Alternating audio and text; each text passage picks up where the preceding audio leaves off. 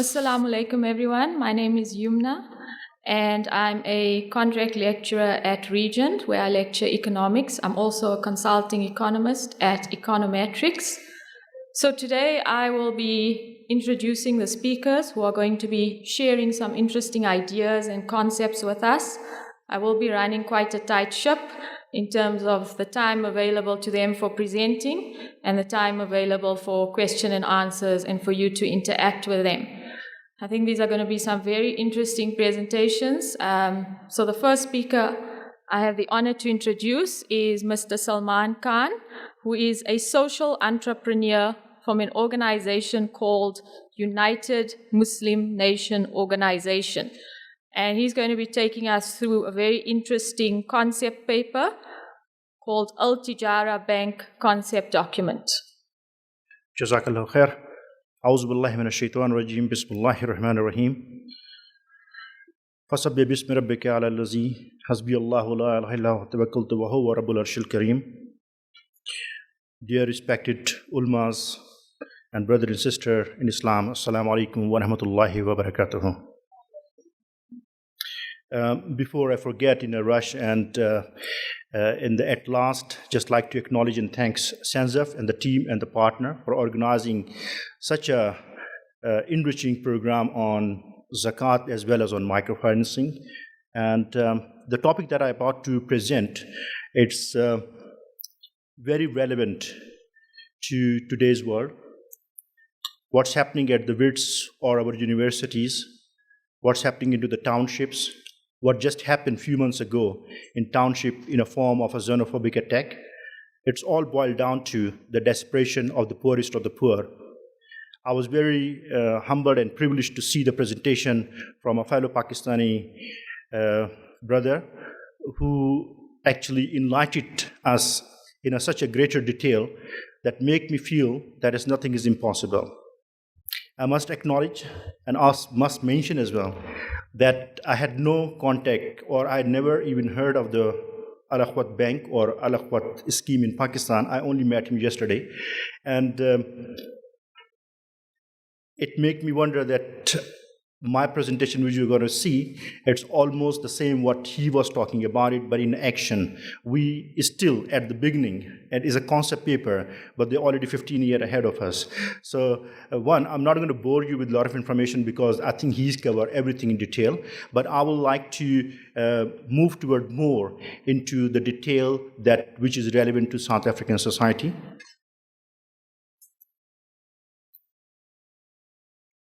My presentation is in three parts. First part is definitely is a developmental background, how we come about, why we think of the idea.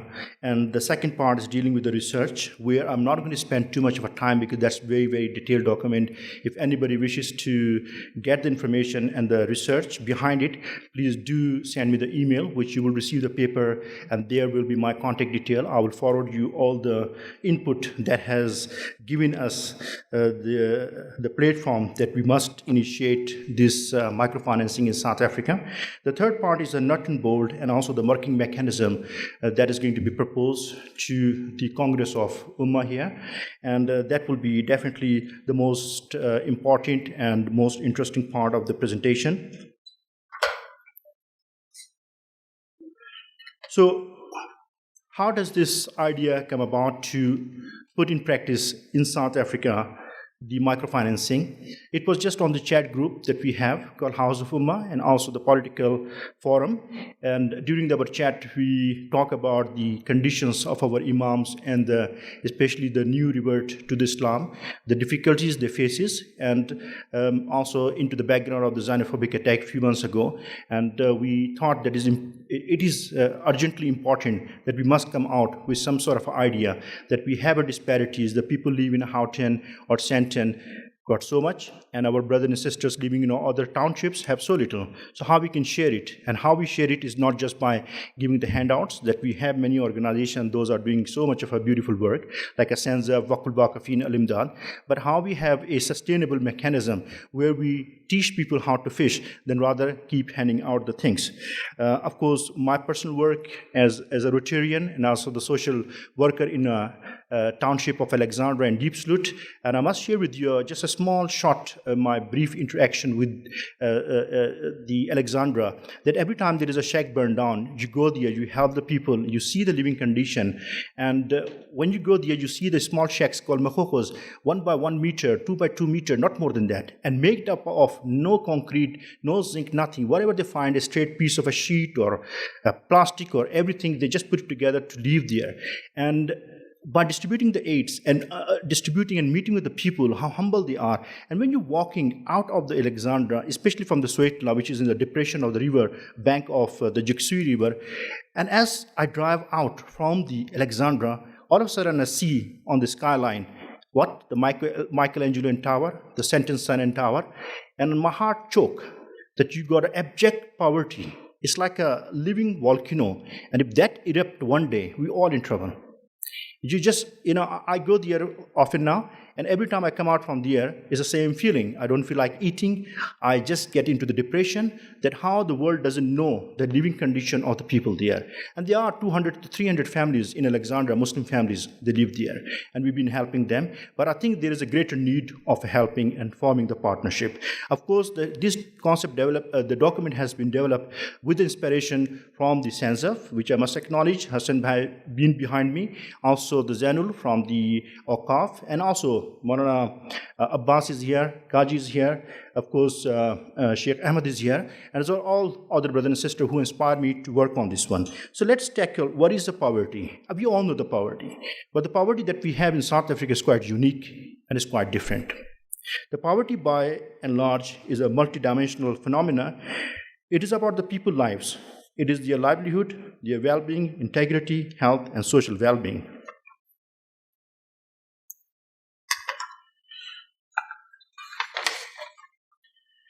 The project background and the problem statement, that none of us like the idea of apartheid. We object when we hear about such a system in any form.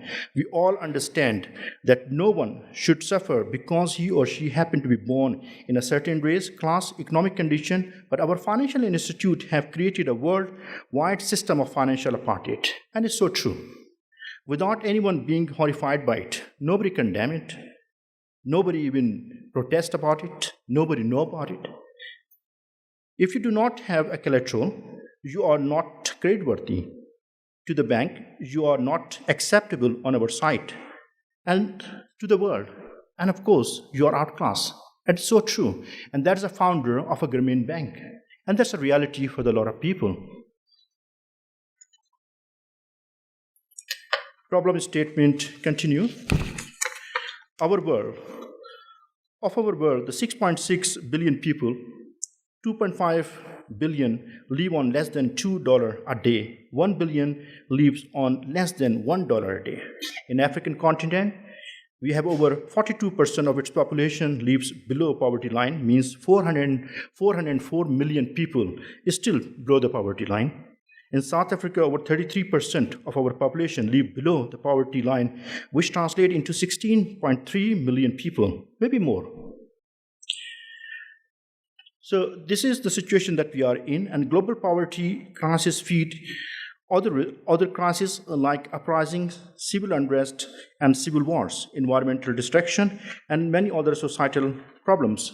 Not named a few, but of course I must make mention, the xenophobia has always been the offshoot of inequalities, the unemployment, and the poverty. So we need to really, as our ummah, we need to tackle these issues.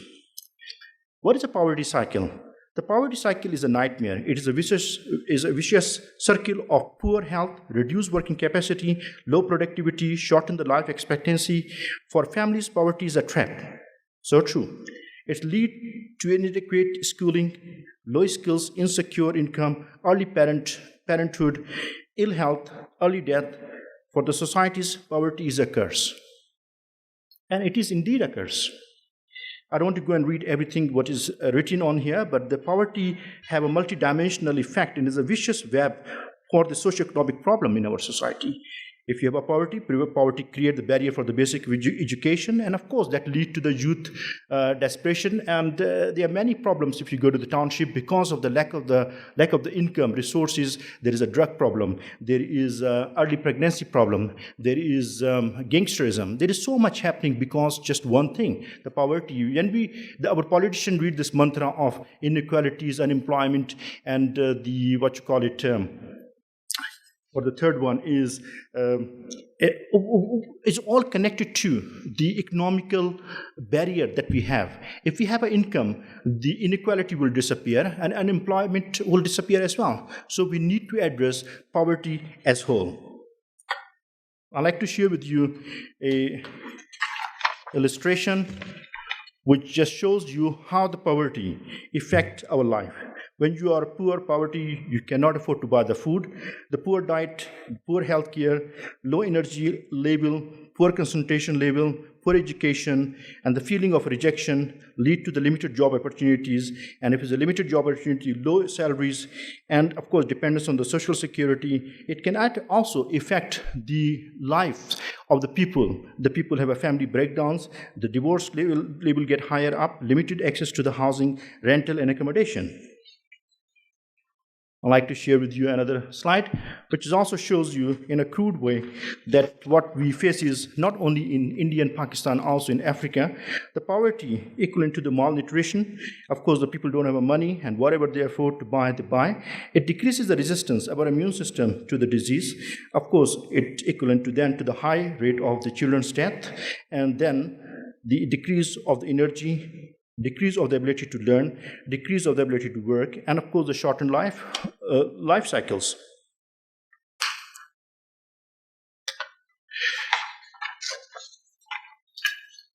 The poverty in South Africa, classification of the poverty. By definition, the poverty in South Africa can be classified in 3 categories, which can be defined. Poverty life. The food poverty line, which is extreme poverty, defined in the term of a below which people are unable to purchase enough food for the adequate diet. And that is so true.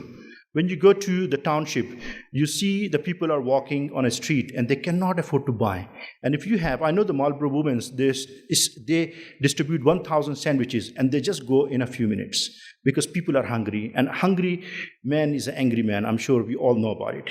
The second classification of the poverty is a lower bound poverty line. Less extreme poverty is defined in the term of a below which people can afford an adequate diet, but like a pub and millimetres, that type of thing we're talking about, no luxury steak or anything, diet, but would have to sacrifice food to purchase non-food items like toiletries, toilet rolls, and of course, the other small things that we use on a daily basis as lavishly, but for them is a luxury.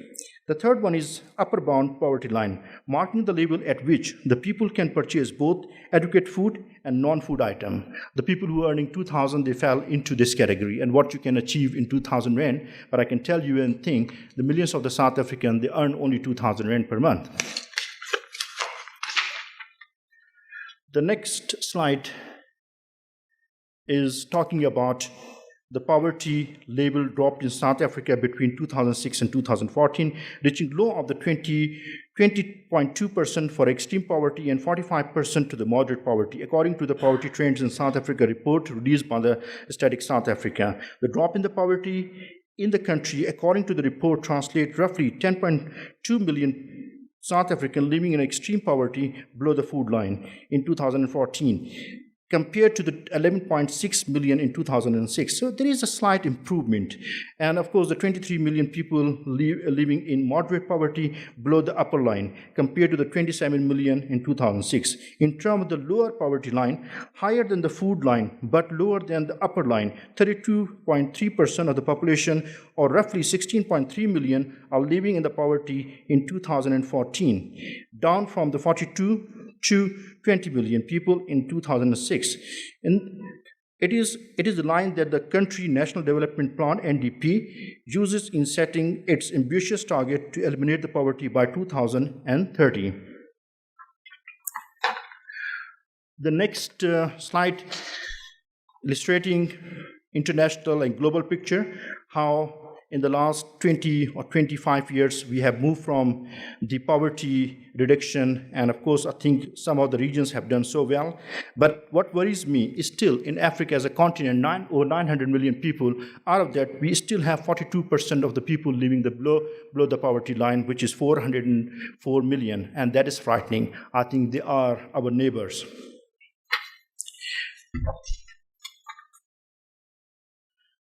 Poverty is not an accident like slavery and apartheid. It is a man-made and can be removed by the action of a human being. And who are they? Me and you. And we are all in for it.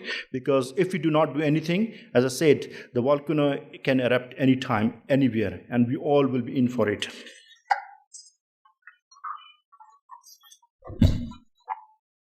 I think it seems to have some problem onto the screen. So what are the possible solutions? Can somebody...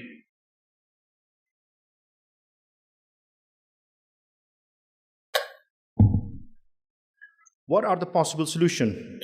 Of course, the government intervention is must, international donor handout, civil society to get actively involved to fight against the poverty. That's why we are here in this room.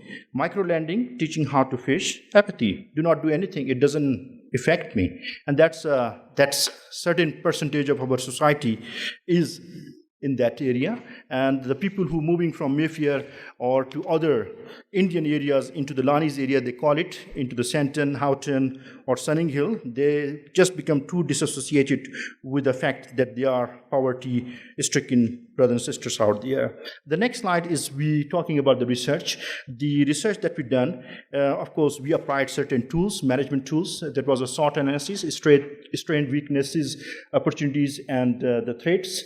And we have FFA, which is a force field analysis, RCA, which is a root cause analysis.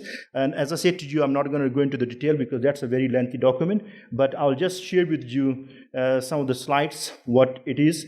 You have always in a force field analysis, which you drive out of the SWOT analysis, you always have a drivers and you always have resistors. It always will be the case. And this is the way the landscape of the force field analysis move. If you have the more of the resistors, your scheme will not going to work. And if you have a more of the positive people, you're going to push and you're going to make it happen. And the middle ground, that's what we need to win. You always will have a people who will stand up and say, this scheme not going to work. You're dealing with A, B, and C. And there must plenty of the people with a negative attitude. But if it happened in Bangladesh, if it happened in Pakistan, 99% of the return, Bismillah, Alhamdulillah, I think we should give a try.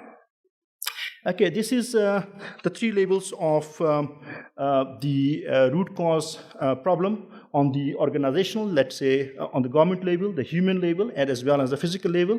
This is another illustration of the root cause problem.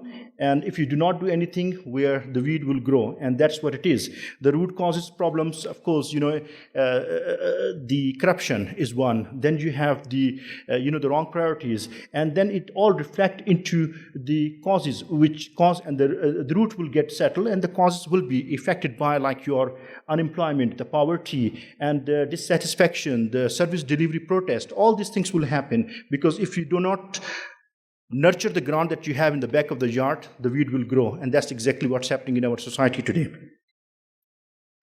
As I said, I'm not going to spend too much time onto the research, so let's move on to the micro-lending.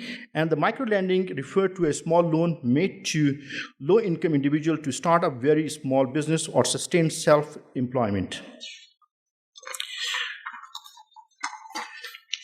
Microfinance continue. One of the more high-profile approaches to the poverty reduction is the provision of a microfinance.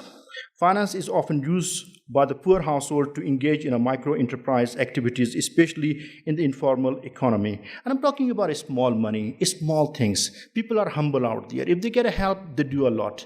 And the people are very hardworking in the township. I don't want to read everything because I know the Jumna have already flagged me two flags. So I just want to move on to the microfinancing versus handout. There is a distinction between the two, that we do not want to take the route what the SANZAF is doing, what the Awqaf is doing. They're doing a beautiful job, let them do it. What we're saying, if you want our help and you want to start a small business, we are there to help you. And that's what we are here. And we will have a point, like yesterday the Dr. Irfan was talking about the Alim officers, today was like the loan officer. I call it a change agent, the social change agent. Those are our fighter, the warrior, those who go against the poverty and those who want to bring the change. Social entrepreneurship and social enterprise. Social entrepreneurship is a kind-hearted people like me and you want to go out there and try to help the people, but may or may not be it's for the profit making. But when you talk about the social enterprise is like a business like. You still have your balance sheet, you still have your profit and loss account, you still need to run and sustain a business. So there is a difference between the two things. Our approach. As I said to you, this is a concept and is a brainchild of many organizations putting this together, and we're giving the name called Al-Tijara Bank. Al-Tijara mean the Maulanas and Khatibs are sitting, is Arabic word, Tijara mean the business. If you look at the early part of our Islam, our dawah was really enforced by the movement of our traders from the Mecca and Medina to going to as far as to the China and teaching how to trade honestly, and through doing that, there was also spreading the word of Islam. I don't want to read again the whole thing because the time is pushing. Our aims and objectives and also what we want to achieve is the self-efficiency. Okay. The question-answer session is coming. So I'm going to take away a few minutes of your time, and I'll just want to give this is the sum of the example of a microfinancing. This is the lady at the corner of the street standing and selling things. This is the mama sitting and selling the millimis and a soup. This is my favorite one, a small cart. It doesn't cost you more than 300 or 400 rand to start your thing. This is the ladies with a high spirit sitting as a family and doing things, and that is a very much of like a elaborate flea market. Okay, Al-Tijara proposing that our financial packages must be a nano financing, macro financing, corporate financing, and of course adopt a poor. So a nano financing is just a bridging loan. Most of the people run out of the money by 25th or 26th. They need 300-400 rand to just see through the end of the month. So we said, okay, between 100 to 500 loan, you pay back end of the month. Microfinancing between 500 to 2,000 rand for payable over 3 months, and is a 2.5% that we will charge as a admin cost. And the corporate finance is the group of the people. 5 people come to us and say we want to open a bakery or a spaza shop. Come, Jazakallah, start. How is it going to be implemented? That's the next slide. I'm not going to go into the demographics. The flow chart of the application is application, vetting process. Vetting process is a threefold: your social vetting, your religious vetting, and also your statutory vetting. Social vetting, where you live, what you do, and it will be also happening from the mosque. Religious vetting, are you coming for the salah? Are you not coming for the salah? Allocating of the funds, the mentor, as well as then of course the MEE, which is the monitoring and evaluation process, and of course the term completed. Then of course if you want the refinancing of the project or not. The masjid concept, wallahi, I have not spoken to the brother, but I come out with the idea that is to cut the cost. The masjid will be the best because that's our nucleus of the society. And when the Maulana would recommend somebody, he know with the conviction that this person is good enough to return. He's not a drunkard. He's not going to take the money and go and spend somewhere else. He is really suffering. And the people will be coming to the mosque because not only because they want to get the finance, but also they know there is a social collateral. And social collateral is a very, very strong into our societies because people, they do not do things because they still have to live into the society. This is the way the national framework will work, and that is the Al-Tijara head office, our provincial offices in each province, and then of course the regional offices of the provinces big, like in north of Johannesburg, south of Johannesburg, and the Masjid Imam will be the main nucleus of the people. Everything will be online, and people will just send the emails, and from there onward. Last slide is money. Say the proverb, makes money. When you have got a little, it is often easy to get more. Great difficulty is to get the little one. And that's very important. How we will raise our fund? Through the donors, through the equity partners, through the angel donor, and from the gift, the biggest, the zakat. I put it in bracket, we still need to decide.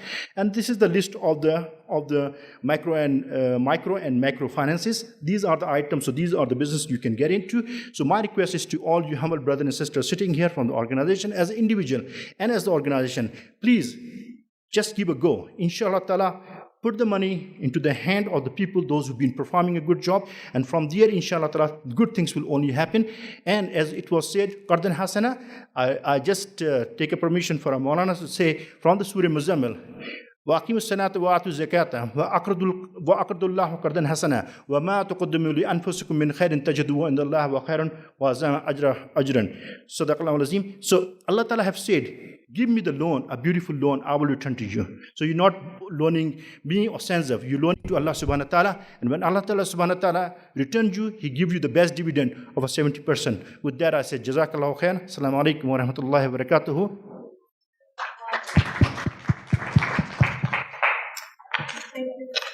And yeah, sorry, just last thing. There will be a credit card. I have negotiated with a microfinancing learning company that will be given to the people from the Maulana. They will be distributing to the people who will be approved by the loan. There will be no operational cost because this card, once they activate, the money can be transferred into that and they can repay back again. It will cost them a 35 rand, which will be worked into our microfinancing. And this card is available already, and we have negotiated the deal. So most of our admin cost will be reduced by using these cards. Yes, I'm open for the question if anybody have any question. Assalamu alaikum. Wa alaikum salam. I see on your model you have the mosque and the imam as a focal point for people coming looking for loans, etc. And also one of your criteria is the you mentioned their religious beliefs. So is this only for Muslims or is it across the board? No, it is going to be for the non-Muslim as well. Why? Because of the dawah work, inshallah ta'ala. Because if somebody is coming to the mosque and asking for some sort of assistance, like a feeding scheme, you go in the evening to get the sandwich and you hear the azan of the asr, and one day you're going to ask what type these people are, what is this religion that make me, they're helping me. So that will be our second part, to extend into the non-Muslim society as well, inshallah ta'ala. I think my time was over and I was over on a few minutes, so Jazakallah khair. And I think Hussain Bhai will distribute the papers to everybody.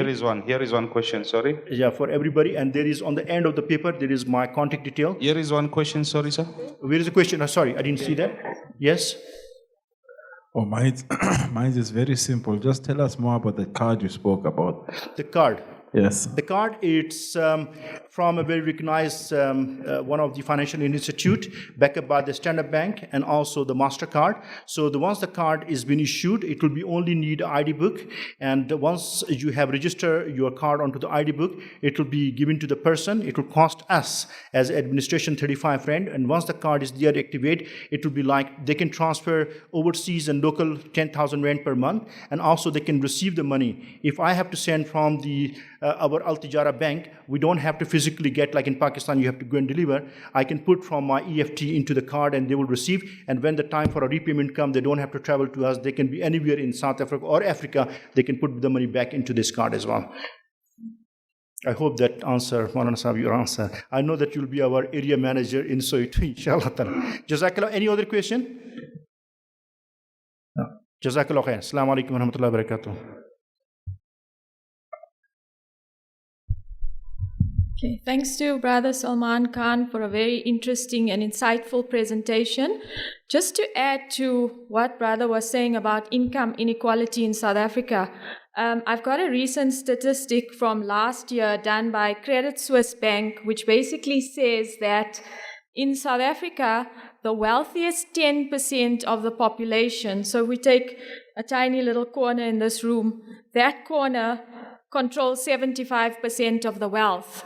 And this is why we see income inequality, protesting, service delivery protests, etc. So thank you very much for those ideas on what we as individuals can do to assist and to benefit our society. Our next presenter is Hamid Aysen from the GEMS, which is Greater Edendale Muslim Development Society. He's going to discuss an early childhood development model with us. Assalamu alaikum wa rahmatullahi wa barakatuh. My name is Hamid Aysen, and I am a businessman, and I'm the president and founder of the organization called the Greater Edendale Muslim Society, short fall for GEMS. Some of you all here present will know about it now. A presentation has been given. Many have been talking about what to do Now, this is about what has been done, and it's work in progress. Now, I was, for the benefit of those that were, it's a pity this gone so small, where we could actually present what we want to see something in action. And the guys, majority are not here. But anyway, they were talking about the statistics. 55 million people in South Africa, and a third live below the poverty line. Now, what are we going to do? They have no basic access to water, education, no community upliftment. What are we going to do now? As an engineer, I actually went through the whole of KZN. And as you go along, I'm going to refer to specifically Edendale. Edendale has a population of 400,000 people. And for the better part of the day, these people have to go to work, and they have to leave their children somewhere. So when I go through and drive through these places, I see these creches, and I see these children standing in mud huts and no activity going on. And then I approach the gogo, the old person, said, aren't you teaching them? Aren't you doing some activity with them? And she looks at me in amazement, no. Now, this is not unique to Edendale. This is throughout South Africa. So I said to her, look, can I maybe identify a person with matric? She said, I've got a daughter that's matric. I said, and then maybe we can educate her, and then we can feed your children here. Can we do that? She said, yes. So we done that. We sent the daughter to IOSA and to Montessori. Now, I want you to listen carefully how your guys can actually implement this in this, because this is something where Islam is growing phenomenally. And I'm going to show you some slides just to see how it has been done. So when this one creche has evolved, then somebody else from a nearby area comes to me and say, look, my brother, we see what you are doing here. Can we open another creche? I said, okay. Because we have a teacher and a helper, we teach that teacher, the Montessori and the helper.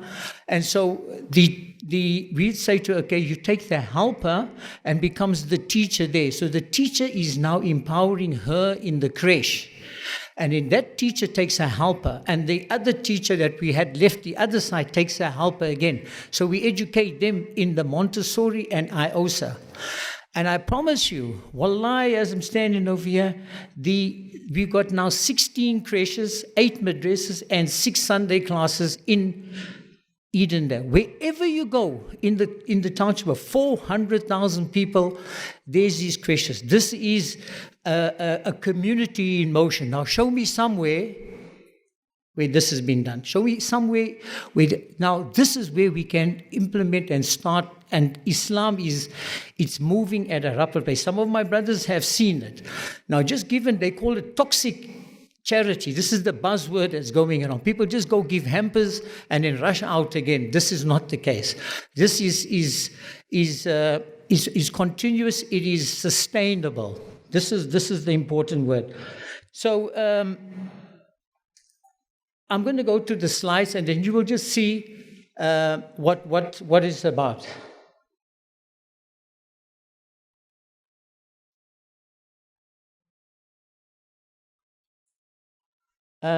So it's an initiative to assist the people in the greater Edendale area. Not Edendale, it's Edendale.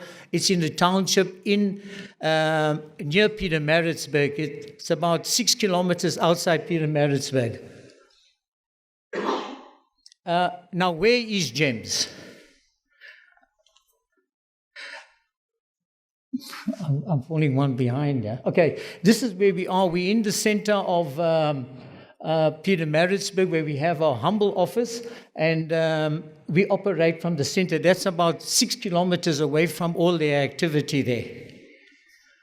Now, you talk about, this is the area. I don't want you to show the brothers, and I wanted to show you all. This is the area where you go. This is the reality. This is where the majority of our people live. Now, how do you access there?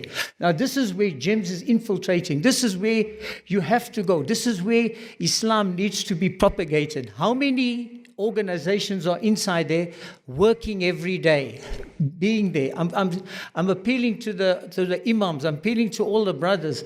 We need to get out here, because soon they will update. They will actually come out of this, and they will get, they will empower themselves. They will earn a good living, and they won't want to hear about Islam. This is the situation. So wherever you go in Edendale, you will find this is the main board. But what's the point of having these boards all over is that there's no duplication of services. No other organization can infiltrate and come there and say, because then it is true. Some of the brothers and the sisters in the past, we have experience of that, where they say, okay, listen, help me here, because there's no signage. And then they go to another organization and they also ask them to. So 3-4 organizations are supporting the same people. That's not going to happen in Edendale. This, there you'll actually see, there's the signage there. This brother Muhammad, he's the father of the children who own the creche. The creche is at the bottom here. Muhammad, we tried to... he's got a simple spaza shop. And he asked me for years, I know him for years. He said, Brother Hamid, look, can we assist me? I only sell chips, I only sell cool drink. I said, okay, what do you want to do? I want to, upskill. I want to buy maybe sugar, flour, so forth. So, okay, get a budget together. Let's sell more. We can actually, the microfinance thing we're talking about. So, okay. So I assisted him with like 2,000 Rand. I looked at it. This is what we're going to do. 2 days' time, we supplied him, and another 3 days later, he phoned me. He said, Brother Hamid, there's a problem. What's the problem? He just went from there down to the creche to toilet. They cleaned him out, everything. They stole all his stuff. So he's back to just selling the one chip and the one cool drink. So what is GEMS about? And this is again to the mothers. We start from a mud hut. We go to the poorest of the poor. You actually can't get access. You can't even walk there. And this is where we actually start the GEMS process. And once the teacher shows commitment, and then we encourage her, we buy the Montessori equipment, we buy the desk, we buy the material, and we empower them, and then so it builds up. This is Khadija/Waya. Now, this is where GEM starts from. This is another creche of mud huts where the children standing outside and playing. This is where it all begins. We actually put this one slide up because in the area there was a need to actually put a creche immediately, so we put a container. And if you look on the far right-hand side, that's Al Ghazali. It's a college here in Pretoria. My cousin goes to that school, and she helped us donate 20,000 Rand for that container. It wasn't enough, but this is where it's been done. And this is activity that goes on in the creches. Now, this is a mud hut. This is a Wendy house. Also, again, the need was here. So we built a Wendy house. But look at inside. If you look at the teacher, Tasneem Kiza, she's one of the best teachers. When you see her teaching, when you see all her what you call it on the boards and that, you can see it. She teaches proper IOSA and proper Montessori. By the time these children come to grade R, they can read, they can write, they can say their kuls, they can make salah. How many of our own grandchildren, how many of our children can do that? We've got 650 children doing that every day. Now, this is what we are about. 10 minutes, thank you. This is the children standing out there. Now, once they perform and they show commitment, we build a creche of this. So we built to date 14 this type of creches, and none of the funding comes from South Africa. I get my money from a Malaysian family member from Australia, and my company, we put towards this. There is 30 more people waiting to join GEMS. We haven't got the money. People like SANZAF, Awqaf, and that must look at it. They are brothers here from the township. If we can start these creches from there, wallahi, communities will build, but strong communities, not toxic charity we talk about. I put this, and it's not intended, but this is the most important thing. It's simple to sit here. It's simple to talk and to make presentation. You have to get in the trenches. The people must see you working. The people must. I didn't ask the people to take that photo of me working. It just happened. And I also don't want to brag about what we do. But if you are not prepared to work in the trenches with the community, forget it. It's easy to sit over here and to make these kind of presentations. Alhamdulillah. You have to get in the trenches. Every single Muslim has to come outside there and do that. How does GEMS implement their objectives? Every organization got an objective. They need to progress. Ours is feeding, education, environment, and D. If you look at there's a few things when you leave away from here today, you're going to actually remember the concept of feed. So the teachers, they know that. Now, if you have no discipline, if you do not get the syllabus out, if you do not perform, the environment is dirty, if the children are not clean, then you got no discipline. What's left on the top? Just the fee. So is the teacher just interested in the fees, or is there discipline there? Okay, so we feed the children 2 balanced hot meals a day. Now, this education, I just want to pause there. We got IOSA, the Islamic Education of South Africa. Wallahi, Allah Ta'ala must give them, these people, the lokats, the Jannat, inshallah, just for they come out every quarter. 14 teachers go to every one of the creches. They analyze every teacher and they analyze every student. At the end of every quarter, they give me a report. That report, if any teacher performs at the end of the year under 70% and the new teacher under 60%, we close that, we don't support them anymore. This is the quality. So the people come to GEMS, not for Islam, they come to GEMS for the quality education. So the people associate themselves by quality education. Islam comes afterwards. The discipline. No, this is the environment. This is the Wendy house, but look how neat and tidy this is. It wasn't taken because I came there. That's how it is all the time. The discipline. Are my teachers, are our teachers disciplined to study? Are they disciplined enough to carry out the syllabus? Are they disciplined enough to ensure that teachers are taught? Every Saturday, they teach from Monday to Friday. Every Saturday, all of them go to IOSA classes. Sunday, they teach teachers. Are you disciplined enough to do that all the time?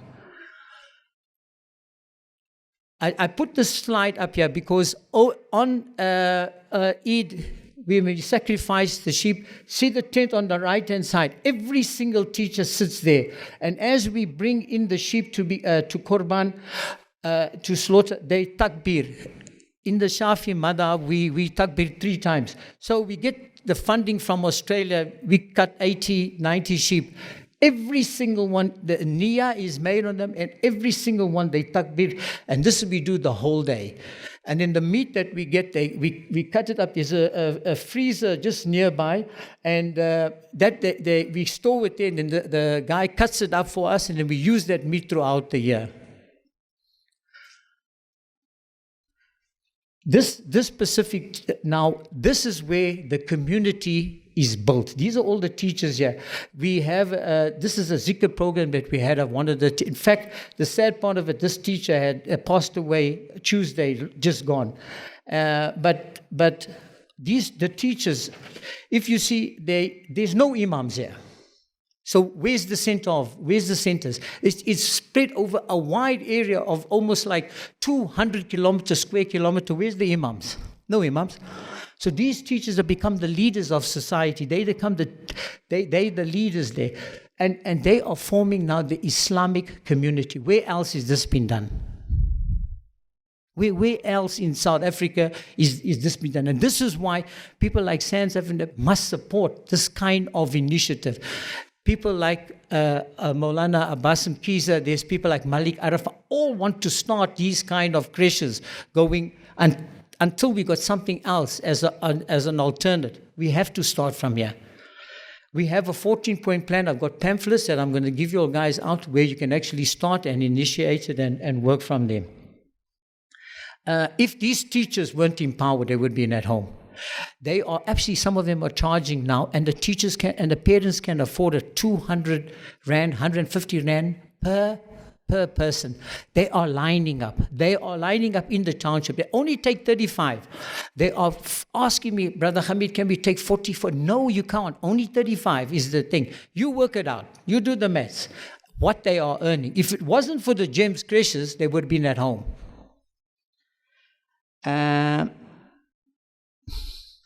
This is our little GEMS. Every once a year, we try and get together and we go out with the with the teachers' children. So just, our interaction with the children. I just put that up. I actually put this slide up here because look at this specific child. If I walk into a creche, and it's not only about me, every single child must look like that. They must be well fed. They must look healthy. They must have no sores. They must be and they must be extremely. They may not have new clothes and all, but this is how the condition is. And the teachers, then every 650 of them. When I walk in, sometimes they call me Hitler, so that's okay. But this is what happens. And if they're not looking like that, it's a problem. This is our little Jim just having the nap. Zakat makes social development possible. How so? We unite the ummah. Now, we have the jalsa. Only when we have the money will we have a jalsa. And we can't get everybody to the jalsa. But there's the teachers at the back, and there's the children on the stage, and each child, or the children perform. But what happens also at the jalsa is that whilst we are there, the parents come to the jalsa on their own expense, and then we deliver dawah there. And when you stand up and you ask him now and you deliver, the focus is on Islam, propagating Islam, because we don't have much time. We do have the time with them on a Sunday, and we stand there once. You say, okay, put up your hand. Who wants to become a Muslim? After you hearing 480 people put up their hand, they want to become Muslim. How do we sustain that? Sustain it every Sunday in the madrasas. So my humble appeal is that GEMS must be rolled out to every corner of South Africa, and we can only do that with your input. In conclusion, I'm not going to even put up a slide there, but I want you to go away with this. And it's something, I'm part of the Brothers Ummatis. We call ourselves also the House of Ummah. But it's a plan that we devised. Think about this before you go. You have the community, and then then you have the creche. From the creche, you have the madrasas. From the madrasas, you have the interaction of the school. From the school, you have the university. From the university, you have that person coming back to the community. So why am I giving you this outline? From the community, these children that you are given, they are zakat receivers. So they come from the creche, they go to the madrasa afternoon classes to the school, where we interact from the school to the university. University, they come back to the community as what? As a zakat giver. So you got the zakat giver, and that's the whole plan. Inshallah, this is my humble approach. This is something that we are doing in Edendale, and it's something that we believe must be replicated throughout South Africa. It is not an overnight thing. It is a process, and we are appealing to those to assist in the community. Assalamu alaikum. Is there any questions?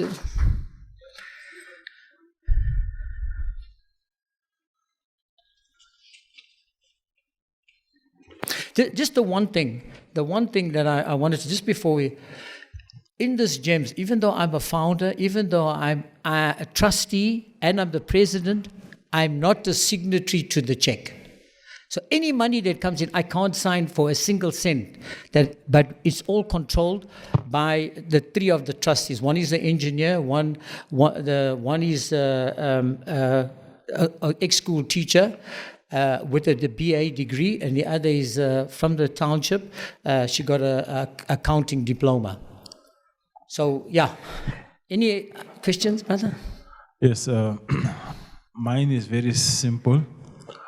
Do you perhaps have a course to train teachers that inspire to embark on this teaching? And if so, what are the requirements and how long is the course and who does it and all of those things? Shukran. Yes. Why we chose the Montessori course is that it's a unique course that is worldwide, and it is known throughout. It actually teaches the children that hand-eye coordination. And how I remember, and that is because my daughter done it, and I used to, from a very small age, she challenged me a lot. So so that's where alhamdulillah, she's a doctor today, but that's where it started. So Montessori concept is a concept throughout South Africa and the world. And there are different centers. Wherever you go in South Africa, you get them. The fee is 27,000 Rand for 2 years, but it's excellent. And they do qualify with a level NQF 5 level certificate. The condition of or the criteria, the teacher must have matric. So every teacher, every helper starts there with matric. And then coupled to that, we have IOSA. So I must say that IOSA is far better than the course of Montessori. But because Montessori is recognized, the IOSA is not by the government, but we put the two together, amalgamate the two, and alhamdulillah, this is the outcome. To answer your question, if you need that assistance, there's that Montessori throughout South Africa, and I also is willing to go to any corner of South Africa to assist. MashaAllah, brother, Jazakallah, I think it's an excellent endeavor. All I can say is Heil Hitler.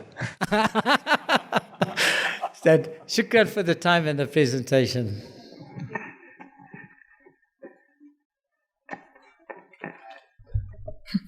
Thank you, Brother Hamid, for that very insightful presentation. And I'm sure all of you will agree those pictures were very moving, and it presents a very interesting model of empowerment, something that I would never have thought of. So thank you for sharing. The next speaker is Mohammed Cajee, speaking on social franchising in micro manufacturing. I got that right? From ASRI. أعوذ بالله من الشيطان الرجيم بسم الله الرحمن الرحيم الحمد لله رب العالمين والصلاة والسلام على رسول الله صلى الله عليه وسلم. All praises are due to Allah, the Lord of the worlds. Prayers and salutations upon our example and Prophet Muhammad sallallahu alaihi wasallam. I see some familiar faces in the crowd, and some of you would have engaged with me on this before. But what I'm going to present on today is a program that ASRI's initiated, which is called Social Franchising in Micro-Manufacturing. The starting point, which we've spoken about at length this weekend, or Sunday and today, is two fundamental issues, which is poverty, inequality, and so on. And I guess the idea of this session is to look at practical ways of dealing with the problem. So two statistics up there that came up this year is from the Institute for Security Studies. The one is that 75% of black African women between the ages of 15 and 24 are unemployed. Similarly, 65% of black African men between the ages of 15 and 24 are unemployed. So this is effectively the beginning of our youth generation, and those numbers are actually quite startling. So I think we all agree that unemployment is a national crisis, youth unemployment specifically so, and the question becomes, how do we practically address this? So with ASRI being a public policy institute, our focus is primarily on domestic issues and domestic public affairs. And what we felt was necessary is some sort of prototyping when it comes to dealing with youth unemployment. And so we decided to go down the route of social franchising. And in some ways, sitting through the sessions yesterday and today, you can see that there is a thread or common thread between what we're trying to do and what several other organizations are trying to do in terms of the replicability of the work that different organizations are doing. So let's answer the question, what is social franchising? And two essential points there. The one is that the essence of social franchising is to take the success criteria of different organizations and to replicate that the same way any other franchise replicates. You know, if you take a commercial franchise basically give access to the intellectual property to any organization that wants to do the same thing. The Akuwat presentation earlier was a model of social franchising when you saw Junaid presenting on all the other organizations that took their model and went to replicate it in other parts of Pakistan. So that's essentially what social franchising is. It's taking the detail, packaging up in terms of the success criteria of those different organizations or social solutions and making that information available to other organizations to do something similar. So with us, you would have heard Yumna saying that we're doing social franchising and micro manufacturing. So we felt, how do we couple commercial franchising, which is what many of us would do if we wanted to start a business, you'd go to a franchise like Nando's or KFC or whoever, and say, here's my money on the table, I want to buy into your franchise. How do we use that model to make it accessible on a micro manufacturing level where it's not the 1 million rand you'll pay to Nando's or the 2 million rand or 3 million rand, but it's at a very affordable level, at the level at which government is funding small businesses, which is around 50 to 100,000 rand. So it's distinguishable from commercial franchises in that it's not set up to make it's set up to make profits, but those profits are reinvested in actually creating jobs rather than for the directors to pull it out of the business. So a few social franchising models from around the world. The one we'll be familiar with is the Indian cooperative model. In simple terms, the Indian cooperative model is where housewives in their different sort of houses will go to the co-op and collect fabric. The co-op would have deals with international retailers, or they'll have deals with bigger factories in the cities. And what they do is they take the fabric, they'll have the pattern, they'll sew X amount of shirts or X amount of garments, give it back to the co-op would sell it on to the factories or sell it on to international retailers, and those housewives are using their sewing skills to be manufacturing a product that then is sold down the supply chain. Some of us might ask the question of how did the Chinese industrialize? If you look at China's history, in the 60s, China was in famine. Early 70s, China was in famine. How did China move from the early 70s from an agrarian population who had very little industrial skill because they were largely farmers, to an industrial powerhouse at this point in time, which is 30 or 40 years ago? What the Chinese Communist Party did was they instituted what was called the town and village enterprise model. They effectively started small businesses within the Chinese Communist Party that then started manufacturing immediate needs for that town or village. The surplus was then sent to the towns. The surplus from the towns was sent to the international market, and they would then be generating out of that foreign currency to then reinvest into China and into this industrialization process. So in the 80s, I remember very fondly buying Chinese kung fu slippers, and now I realize that those Chinese kung fu slippers I used to wear when I was 6 years old actually came from town and village enterprises. So that model effectively over time started upskilling the Chinese population into a manufacturing base, and now what you see is that industrial or international players then went into China because of the high skills base, and their foreign direct investment put up these huge mega factories where your Apple phones and your iPhones and electronics and everything else is manufactured. Look at the South African model at the moment. So a couple of weeks ago, post the ASRI conference, I bumped into Premier David Makhura and asked him, so the Gauteng government's come up with this concept of township revitalization. How do you, as provincial government, propose that you're going to start developing township enterprises? What is the model? And he said, the same way we've always done it. We have agencies, we give the agencies money from the budget. The agencies then welcome entrepreneurs to come in and request funding, and then we give them the funding based on their business plans. And there's two fundamental problems with that. The one problem is that the entrepreneurs don't have collateral. The second problem with that is that they don't have business plans. If they have a business plan, they probably have a tertiary education and they know how to do it. So what they might do is go to a consultant to get a business plan to get the money, but they wouldn't necessarily know how to run the business. And the third is, do they have the skills to run the business that they're proposing? And on all three, the system actually falls down and fails.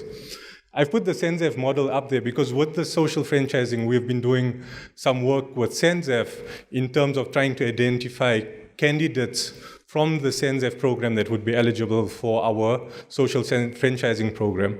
What SANZAF has done in their entrepreneurship program is they provide mentorship with the funding. So individuals who come for funding would propose business plans or ideas and so on. They evaluate them based on their skills. They give the money, but then Maulana Hassan sits with them over a period of time, I think it's 6 months or 12 months, to ensure that that business is viable. Which brings me on to the next slide, which is the ASRI social franchising model. So what we did was, we took one of the successful entrepreneurs from the SANZAF program, his name is Mubarak Pokela, and we told him, can we do a franchise audit on your business? Because we're doing this as a prototype to see if our ideas are feasible and viable. Mubarak's business is a cleaning products manufacturing business. What he manufactures is your handy andies, your sunlight soaps, your car wax polishes, your floor polishes, and those sort of things. In his garage in Soweto, he goes to a chemical wholesaler to buy the product. He mixes it in his yard with his scale. He measures out the different formulas, puts it into a mixer, mixes it up with water, decants it into plastic containers, really good branding. It's very professional, and he has some contracts with like the Mandela Museum and so on in Soweto. And he started off with 50,000 Rand as capital. Within the first 12 months, his turnover was roughly about 400,000 Rand. So that looked like a good business to evaluate, to say, if this business is employing 4 people, in his ward, which is roughly 30,000 people, then you could have multiple Mubaraks across the country who are doing the same and selling to their local market. So we developed a feasibility audit tool, which we used to reverse engineer his business plan to look at what the profitability is, what's the supply chain, what kind of training would be needed, how did he reach those numbers and so on. And he agreed to let us do it on the basis that that would be obviously still his intellectual property. And the interesting thing about the model is that it could be done with any industry, right?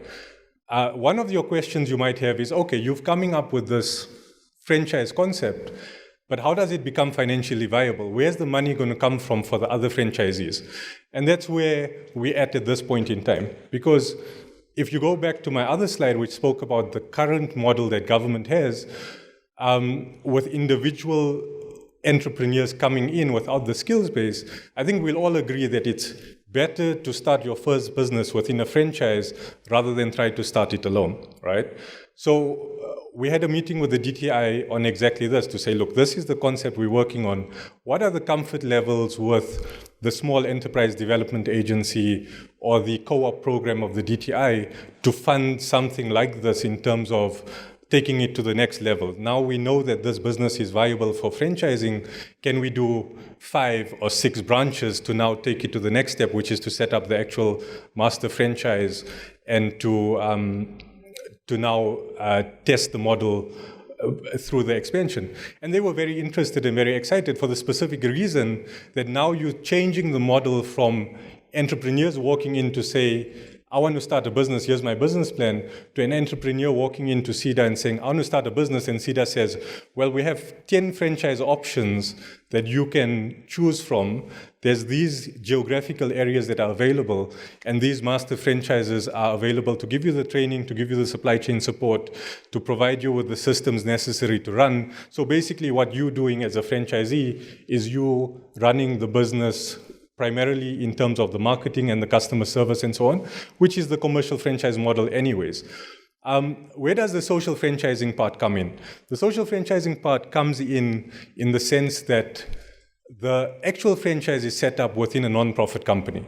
So the directors are there for fiduciary responsibility, but they don't have equity stakes within the actual business, which means that those directors wouldn't be able to pull out any profits for themselves because it's a non-profit company, and those profits have to, according to the Memorandum of Incorporation of the NPC, get reinvested to expanding others. I think I'll leave it there and then open it up for any questions and comments and thoughts.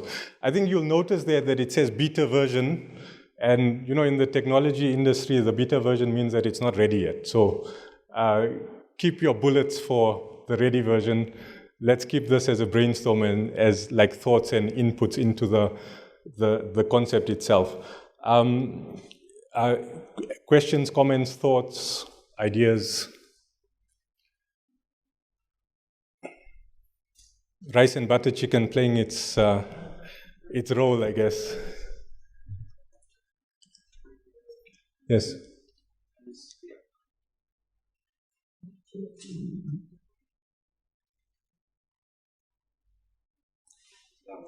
Alaikum salam wa rahmatullah.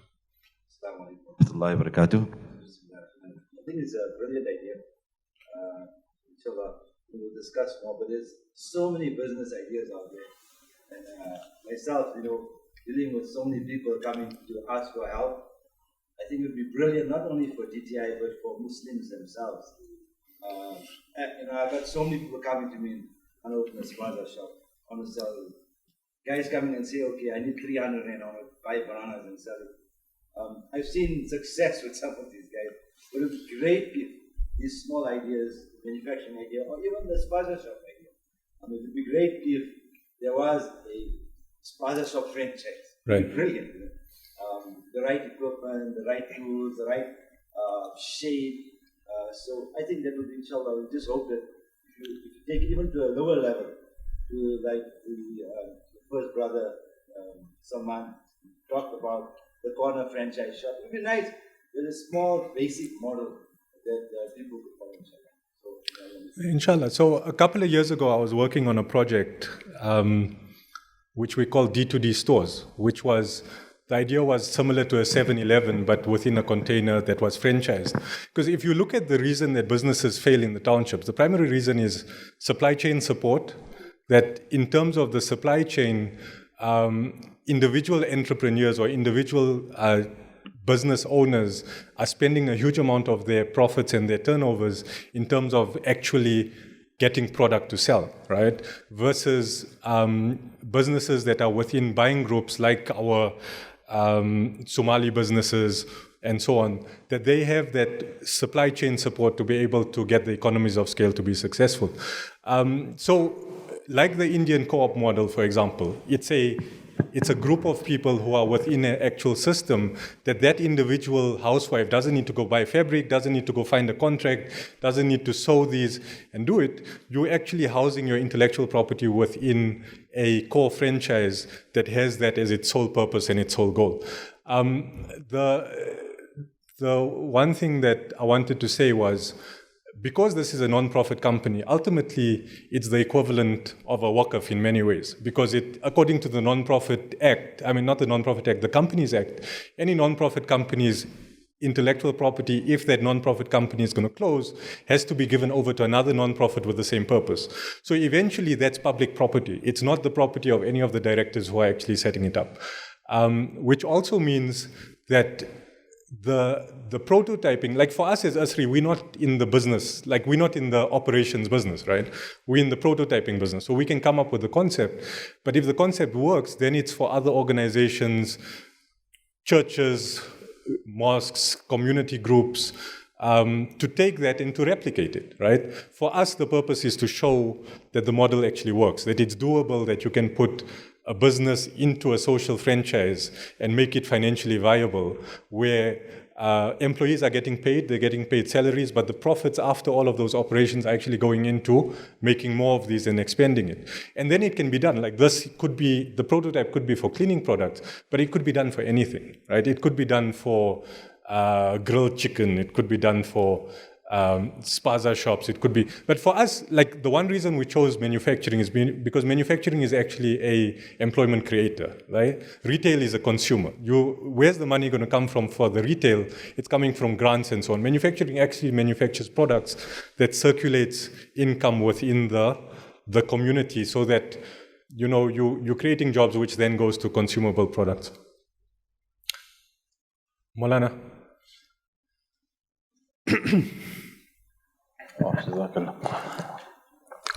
I hear from your presentation that you've identified an entrepreneur that was assisted by SANZAF to try and perhaps,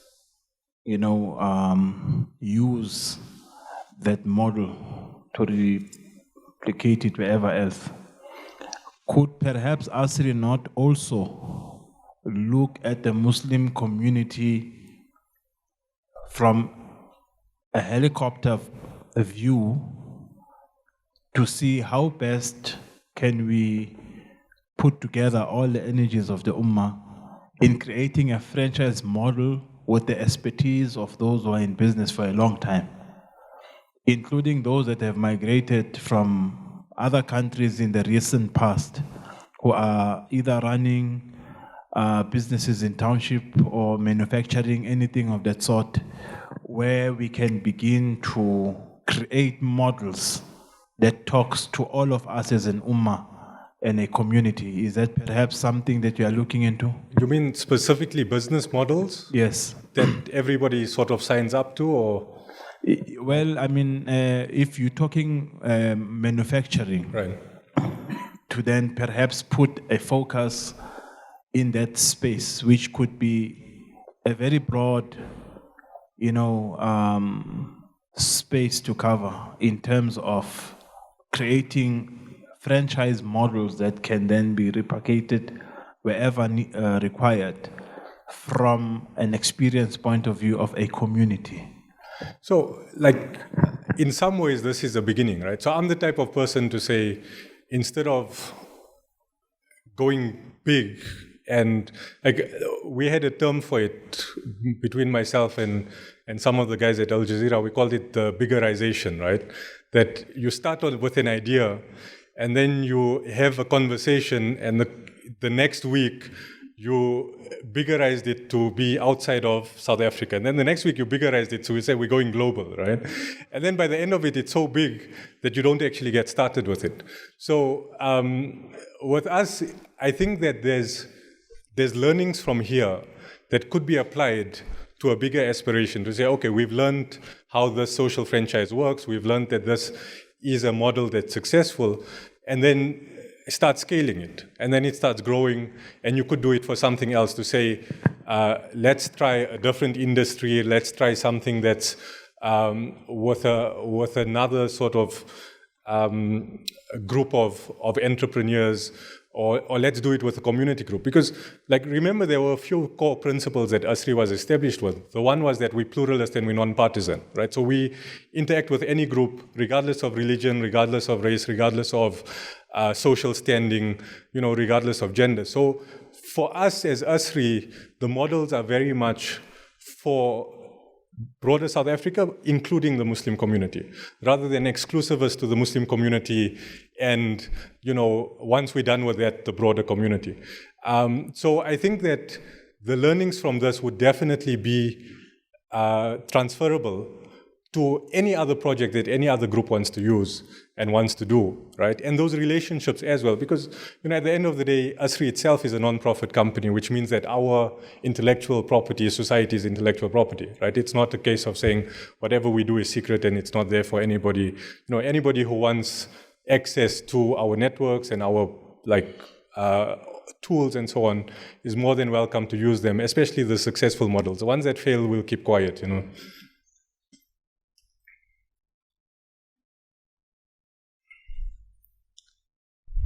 Much time.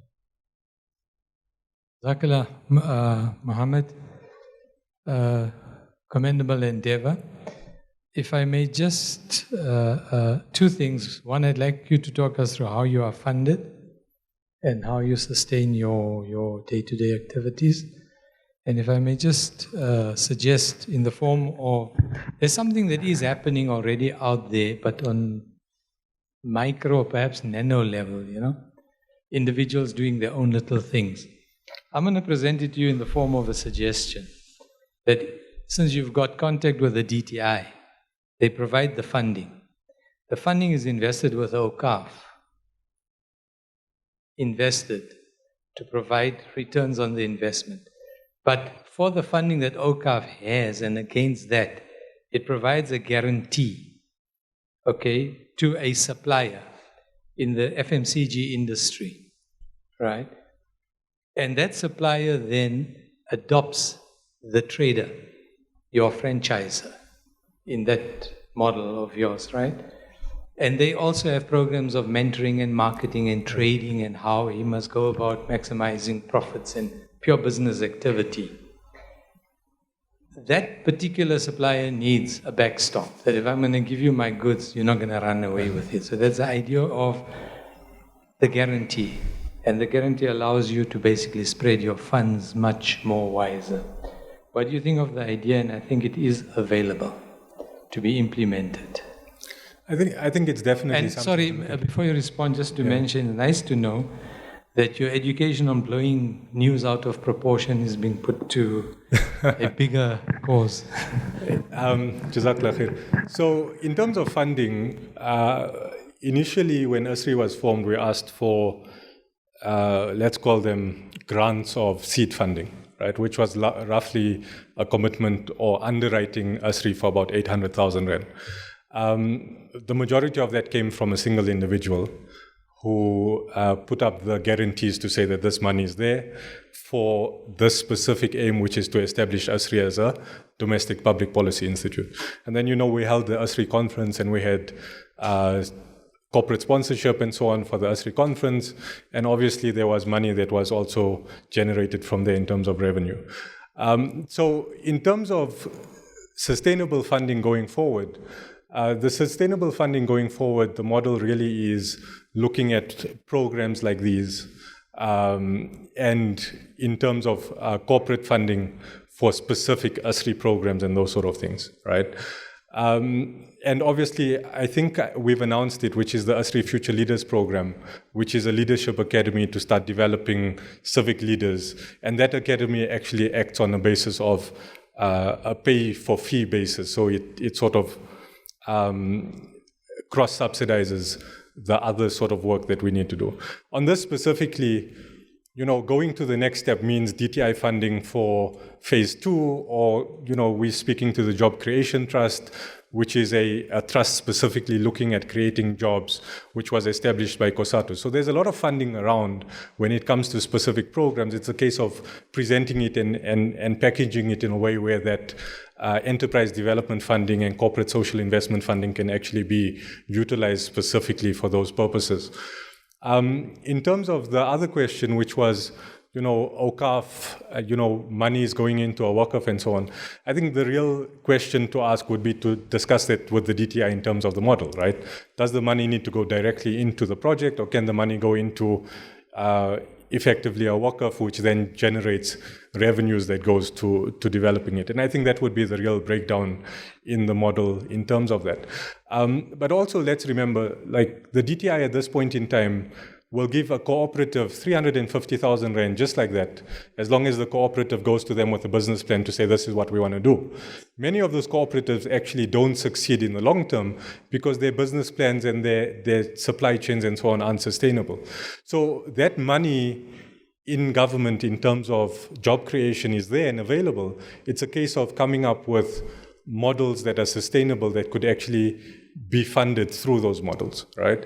And the average entrepreneur that's trying to start off their business wouldn't necessarily have the skills base to come up with a franchise or come up with a viable business plan that they need to run, which is why franchises actually mitigate all of the major risks that comes with starting a business, because the business plan has been tested already, it has been replicated many times, the skills base is within the franchise, because obviously the first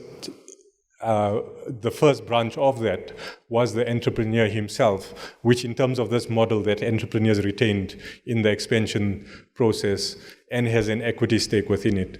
And then obviously the third one, which is the collateral and the skills base and the funding for it, which taps into the DTI funding or the Small Enterprise Development Agency or the co-op funding and so on. I've been told that my time is up. Jazakallah khairan for listening, and I'll be around if anybody wants to chat after. Jazakallah khair. Assalamu alaikum. Okay. Thank you, Brother Mohammed, for enhancing all of us with one new word that we can take home today, biggerization. And also, I found that quite interesting because we all know, and as you mentioned in the beginning, unemployment in South Africa is particularly high. And the government as well has prioritized specifically the manufacturing sector as one that can create large numbers of jobs for low to semi-skilled people. So if this is rolled out correctly, it could create employment and hopefully reduce social inequality. The final speaker for today is Sikander Ismail from the Edendale Social Housing Initiative. He's going to tell us more about his ideas. Jazakumullah khairan. Assalamu alaikum wa rahmatullahi wa barakatuh. A'udhu billahi minash shaitanir rajim. Bismillahir rahmanir rahim. Alhamdulillahi rabbil alameen. Ar-Rahmanir Rahim. Maliki yawmiddin. All praise and glory to Allah, and peace and blessings to Nabi Muhammad sallallahu alaihi wasallam, all the Anbiya, Shuhada and Salihin. Firstly, I think, it was so nice to see. It's like we had a lot of gems today. The gem was the gem, alhamdulillah. But I think before I start, I must first say that the Prophet sallallahu alaihi wasallam, our example, has said, you cannot be a believer while your neighbor goes hungry. And I keep repeating that in Lodium to my family and friends, and say, no matter how much you pray, no matter how much zikr you make, no matter how intelligent you are, no matter how many years you spend in the ulama cause, if there's a person hungry in Edendale, which is our neighbors, and that person is hungry on that night, where's your iman? I think it's critical for us to understand our role in South Africa. Before I continue, I think firstly, we've heard about 16 million people living in poverty, Brother Jamal. Okay, Muslims make up 1 million of the population. So out of that 16 million, how many Muslims are there? I think we've got to get our heads straight, really checked. But I think this year, with all our difficulties, and we know what happened in the beginning of the year, Allah is waking us up. Human beings are human beings. And I'll start off with a little story. And I used to go a lot for the halqa classes and always socially conscious. And one night while I was driving home, I had a lovely session studying the Quran. And as I was driving, I seen an old woman crawling across the street. And I got home and I cried. And I think it's touched me. Since then, it's changed my mentality to say, yes, you know the Quran, you're studying it, you're intelligent, but you let the old woman crawl and you didn't stop. And I think this is where we are in South Africa, that a human being is our responsibility, inshallah. Okay. I want to go. I've got time limits, but I think Yumna, the others gave me a chance because they didn't finish it. They've accommodated me a few minutes. Okay, yeah. Surah Ma'un, our organization called Neighbourly Needs Community Development. I myself, a few years, getting involved in the squatter camp, and I started, and Alhamdulillah, Allah opened the door for us in Lodium squatter camp. It was called, commonly known as scrapyard. It's land that was privately owned. The one land was expropriated. There's another piece of land. It's become an informal, illegal settlement, and we used to do a bit of halqa there. And we spoke to the owners, and we started some projects there. And I'd like to share some of these ideas. I'll just start off with, can I do this? Okay. Surah Ma'un, Neighbourly Needs. Critical. We started off, this is right at the end of Lodium. If we can get, am I supposed to press something? Do I have to press something to get it? Just tell me what to press. Okay. For your presentation. I got a presentation, just need to get it onto the screen there. Okay. Left, right. Okay, there we go. This is right at the end of Lodium, and thanks to Google Earth, it can look quite interesting. 13th of July 2011, we started there. This is privately owned land, illegally occupied, and we spoke to the owners and said, listen, it's illegally occupied, and the future is basically, it can get totally, used up. Let us start using, and let us build a masjid here. Let us start with some projects. And now, 2015, as you see, that's it, and there we go. So we've got a masjid on the right-hand side of there's a creche, and there's a masjid, 24 rooms, and now we've got a hall, alhamdulillah. It's been a lot of help from the local communities, all the ladies' organizations. SANZAF has helped us, and it's been a whole lot of people. Muhammad's Hardware has helped us with building. And I'd just like to, touch on a few things that we do. Go back one. And point to the red one. Pointed to the right. Okay, that's the masjid. That's the creche. The creche is run by Sister Tahia from New Beginnings. That was put up in joint venture with SANZAF. That is our masjid. We've got a classroom, TV room here. I'll talk to you about that later. We've got 24 rooms over here. We've got a little shopping center here, and we've got a hall over here. It's just 4 years down the line, alhamdulillah. Some of the activities that we are doing, we've got a swap shop. People give us old clothes. We're going to talk about these. I think what I'm going to do is just because I've got them separated, other activities we'll go through. Our swap shop and our public showers. Like I said, we've had a bit of trouble with xenophobia. We had to restart, but it's going well again because we've changed our mindset. But this is our little shopping center. We've got a swap shop with public showers. We charge 2 rand a shower. The showers were broken. They've just been refixed now, and inshallah we hope to continue. 2 rand a shower. The idea was to create cleanliness. We've just started up a gym. That's for the local community. It's next to the TV room. We've got our feeding schemes. We do a lot of, after every Jummah, we do feeding at the masjid. The madrasa kids get sandwiches every day. We do a lot of nikahs, shahadas, and many events. Masjid and madrasa. The masjid is running 5 times a day. We don't have electricity, so we use solar lights. Alhamdulillah, we got a guy to help us to set up a solar mic system for us. Mic system that works of 12 volt. We've got the kids. We do, like I said, a lot of nikahs, and we started something. And I think I'm going to talk at the end because I know I've got time limits. This is the UNISA initiative, which I would like to mention at the end, inshallah. The computer class, we just started about a month ago. We bought 3 laptops, and we just started 3, actually the idea was 5 rand a lesson. So the brother who's there, he's actually working for IDM, Islamic Dawah Movement, and he's doing a bit of dawah. So we told him, okay, you have been teaching computers, there's 3 laptops for you. One of the ladies' organizations sponsored it, and he started his classes over there. That's our community. It's become quite a sizable community, alhamdulillah. Started off with these little rooms, which I'm also going to mention later on. So we've got our building projects. Our building has been cost effective because we've got our own building team. There's a weekly expense. But overall, it works out really a fraction of the cost if you have your own building team. I know people are scared of building teams because people go missing every 2 weeks. But alhamdulillah, Allah has been merciful to us and things are going quite well. Our Sunday halqas and nikahs, like I said, we do a lot of nikahs. Remember, in the townships, one of the big problems is alcohol and children. And sometimes you ask a child and he'll have 3 fathers and 3 mothers, and we tell people, get married. It costs you nothing. So what we do is they decide they're going to get married. We say, okay, come on a Sunday. Alhamdulillah, we've got a hall now. We never had a hall.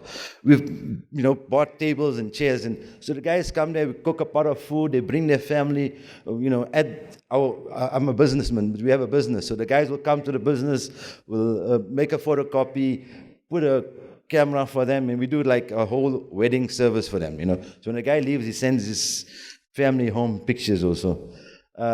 We had the tuition classes on Saturdays. After the problems we had in the beginning of the year, it stopped. We are almost, inshallah, going to restart them again. The tuition was very good. We had adult basic education, we had some kids coming in, some volunteers coming in to do basic teaching to the kids, basic teaching to the adults. Solar power.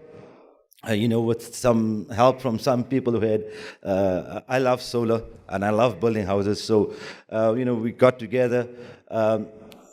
We've got the whole masjid now, it's got solar lights. We've got the wudu khana with the solar lights. The gym's got solar lights.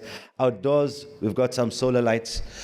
Living in a squatter camp in the township, especially in those areas where there's no lights, you're living in fear. The kids can't do their homework. So solar energy is the future of Islam. I think where the capitalist would worry about the return on investment, if Muslims are true Muslims, then they won't worry about return on investment, and solar becomes very, very lucrative. Remember that, because solar itself saves you money in the long run. Okay, but later on, inshallah. Our yearly projects there, we have Qurbani every year there. We slaughtered, I think, about 140 sheep this year. So, we do Eids, and we had, alhamdulillah, we had Brother Sadatullah Khan to come give a talk to the locals. It was brilliant. And this year we've started a lot of engaging the local community. Our residents there was 80% foreigners. And now it's about 50-60% foreigners. And, we've got some local brothers and sisters from Atteridgeville who are staying there now. And we've changed our mindset. I think it's critical for us to know in this country that a poor man is a poor man, that a hungry man is a hungry man, regardless of his faith or his color. The fact that he's a human being, even if he's drunk, my brothers and sisters. In the past 6 years, one of the toughest challenges I faced is, having patience with people who are alcoholics. And, I used to get frustrated at times. But when you look and you read the stories of the Prophet ﷺ, of the man who used to come to him drunk all the time, the man who used to make him laugh, and how he treated him, and how much faith he had in him. And he tells the people, say, why don't you curse this man? He says, how can I curse this man? Don't you know how he loves God and his messenger? So, alcoholism is something that I think has driven some of social activists away from the townships, because when I started, people said, hey, be careful, they're going to turn that project into a shabin. It could become, but it's a risk we take because we put our faith in Allah subhanahu wa ta'ala. Okay, some ideas I would like to share with everyone here that I think can help in the long term, inshallah. The low-cost housing. Now, this low-cost housing, I know I spoke to Hussein about it when we just started. I love the idea of low-cost housing. We heard somebody talk of salaries being like 2,000, 2,500 a month. The aim is to bring down the cost of rentals to the needy. Example, family of 3, husband earning 2,500 in a month. He pays, I know in Lodium, I don't know in the other areas, but 1,200 to 1,500 a month for a back room in Lodium. This guy needs zakat, am I right? 2,500 minus 1,300 rand to survive. This guy needs zakat. So we build a low-cost room. We charge him 500 a month. We save him a minimum of 700 a month. A little bit of saving. I think as Muslims, we've got to take our funds invest it wisely. The cost of building a 3-room structure used to cost us about 50,000 rand. A lot of the thing was sponsored, but if we paid for everything, it was 50,000 rand. And I know a big question is, where do we get land? Will people pay back? I mean, at the end of the day, when you start working with the local committees, you form committees, you start. Hussein, actually, I thank him always, guy got me and took me to the church the first day, and we met with Lindy. And since then, I've learned from that to say, meet the local committees, make friends with them, give them a little something sometimes. This is South Africa. Be nice with them, treat them with respect. I think it's critical. And make friends. And then somebody is not paying, you give him notice. There's nothing that happens in a hurry in a squatter camp. If you want things to go right, slowly, really slowly. Don't run away. Slowly. And this is how Allah is testing us. And I think this is just one idea. But, we can buy, there are farms out there. I mean, from Lodium, Atteridgeville, there are farms all around us where a lot of farmers have left are staying in Europe. And now they've got these farms here, 20-hectare farms for 2 million rand. 10-hectare farms for 1.5 million. The cost of a house. You can put up 300-400 rooms like this. Okay, this is my dream, inshallah. So I'm just sharing it because I'm finding it difficult to do it. But that's it. Okay, so the homes is a very viable opportunity just for microfinance also. By the way, microfinance, I've bought a guy a car and I don't know what happened to the car, and even he doesn't know what happened to the car. That's the reality. We've bought clothes for people to sell. We've done many, many small initiatives. But here's, alhamdulillah, what I would call my most successful endeavor. Property, like all our rich brothers will tell us, will give us the funds. Property is powerful. It's lasting. It gives dignity to a person. Take the guy of Zozo, put him in a room. If there's no electricity, put solar lights for him. As long as he's got water. You can buy farms, you can do this. And there's a return on investment here. There's money that comes in. That money that comes in for us right now, 24 rooms times 500, pays the imam, pays the security. We never had security. Now we've got 3 local securities. Half our rent goes in there. But it will do something. If you can have this 100 rooms, we've got 20. That money can be taken to build some more rooms. It is a very solid investment. Awqaf Foundation, SANZAF, inshallah. I hope to see that we can come up with much more than somebody mentioned toxic, what was it, Brother Jem? Okay, not toxic gems. Toxic charity. All charity is good. Somebody is going to eat. But I think if we can take that funds and say, my idea, inshallah, is to see, how you have a guest house or a motel that you pay per night, 1,000 rand a night. And if we come up with low-cost ideas to subdivide land, is a bit difficult, but you could even come up with a motel, 100-room motel, and you're charging 500 a month. What a community building. Muslim or non-Muslim, you're renting it from a Muslim organization that's opening up and showing you that we care for the country, we care for the people, inshallah. Okay, the next thing is the UNISA initiative. Most of the students, we've started a UNISA initiative. I think we've got 12 or 15 students. Sometimes I get a bit mixed up. It's a bit challenging for me. It's a lot of things that I do. Plus, I have a business that I run. The UNISA initiative was started a few years ago. My driver, I got frustrated with him, I fired him, and I kept his son. His son was very, very irresponsible. And I told him to become a teacher. And he said, never, no ways. So he had finished his matric. So I said, okay, go to your principal when you're going to fetch your report and ask him how much a teacher earns. And he came and was smiling. It was 5 years ago. I think it was 10, 12,000 rand. So I said, your father's driver earned 3,500, 4,000 rand. 15,000 rand today, a teacher earns a minimum of about 15 to 20,000 rand net. That's what a teacher earns. And so we basically started him off, alhamdulillah, he's 5 modules away from becoming a fully qualified teacher, this youngster. Every year, the way he dresses, he runs my whole dispatch. I have no trust issues with him. I have no problems with him. He dresses neat. His whole life has changed. So a year and a half ago, we said, okay, we're in Edendale. We got students that you want to become, actually some of the EFF members, 2 of them are with us. They're on our program. We've got some of the local 1, 2 ladies there. We've got about 6 or 8 Muslims and about 6 non-Muslims. And we got them. Now the problem in the township, is that most of their matric certificates don't have a university entrance.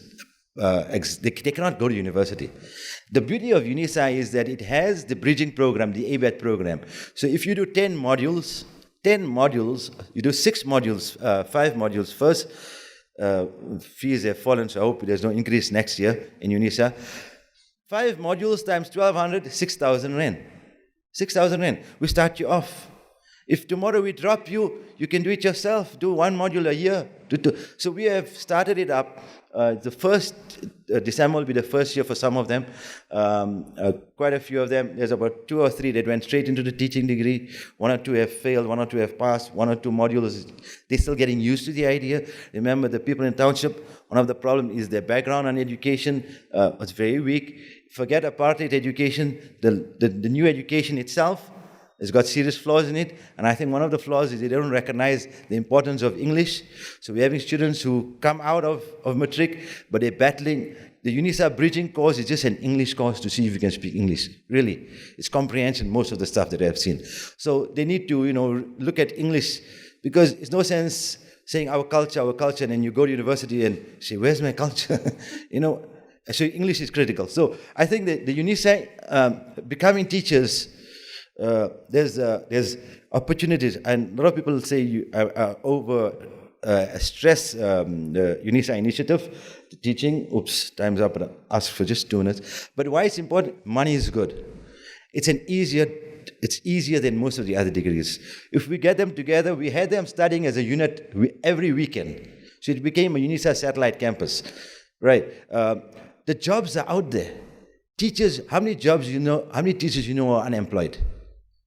Anyone? Hardly. I spoke to a uncle from Cape Town, and he was in ANC, and I always criticize him. He said, let me give you an example. The ANC don't blame us so much. He said, we put up 50 schools, it was 2 years ago. We couldn't find teachers for them. Yeah. Right? So the teaching is, I think, inshallah, the future of our students. We can just 2 or 3 more ideas. Loans, I'm not going to go into the loans because my time's up quickly. We spoke about micro loans, and here's my suggestion for those who are looking at it. I give out loans all the time. Loans is like part of, you can't be running in the township without giving loans. Okay, this is a lot of people don't pay back. Most of them don't pay back. Those who are working for us, we can deduct. I'm going to mention the garnishing orders are common in South Africa. So I'm saying before we get the garnishing orders, this is my suggestion for microfinance guys. If they don't do it, inshallah, one day I will do it. Start an appliance furniture business. I have so many of my staff.